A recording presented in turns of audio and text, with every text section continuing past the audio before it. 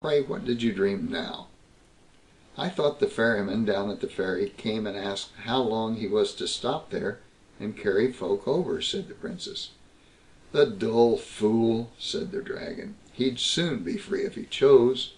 When anyone comes who wants to go across, he has only to take and throw him into the river, and say, 'Now, carry folk over yourself till someone sets you free.' But now, pray let's have an end to these dreams, else I'll lead you a pretty dance." So the Princess let him sleep on. But as soon as all was still, and the miller's lad heard that the Dragon snored, he crept out. Before it was light, the Dragon rose, but he had scarce set both his feet on the floor before the lad cut off his head and plucked 3 feathers out of his tail. Then came great joy, and both the lad and the Princess took as much gold and silver and money and precious things as they could carry, and when they came down to the ford, they so puzzled the ferryman with all they had to tell, that he quite forgot to ask what the Dragon had said about him till they had got across. "Halloa, you sir", he said as they were going off, "did you ask the Dragon what I begged you to ask?" "Yes, I did", said the lad, "and he said when anyone comes and wants to go over, you must throw him into the midst of the river, and say, 'Now, carry folk over yourself till someone comes to set you free, and then you'll be free.'" "Ah, bad luck to you", said the ferryman. "Had you told me that before, you might have set me free yourself." So when they got to the first palace, the Queen asked if he had spoken to the Dragon about her gold keys. "Yes", said the lad, and whispered in the Queen's ear, "He said you must look among the bushes where you lay the day you wot of."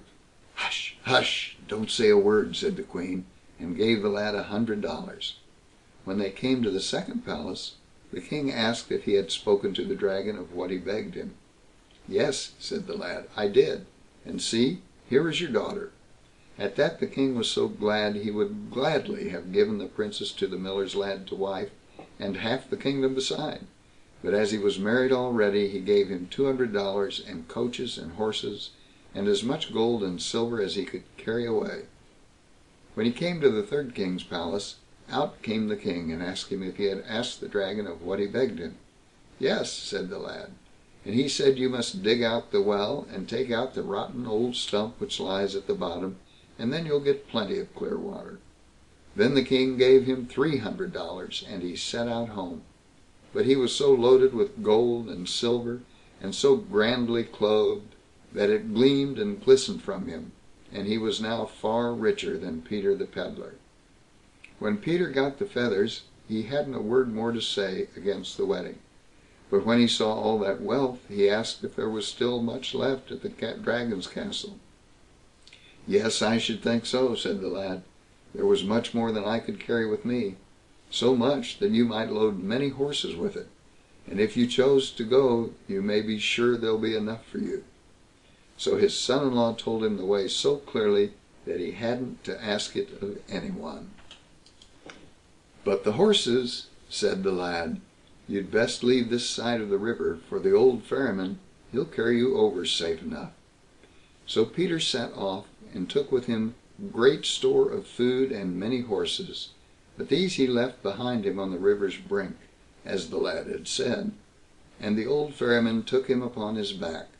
But when they had come a bit out into the stream, he cast him into the midst of the river, and said, "Now you may go backwards and forwards here, and carry folk over till you are set free.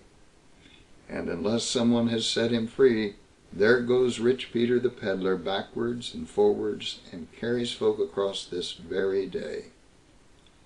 End of section 37.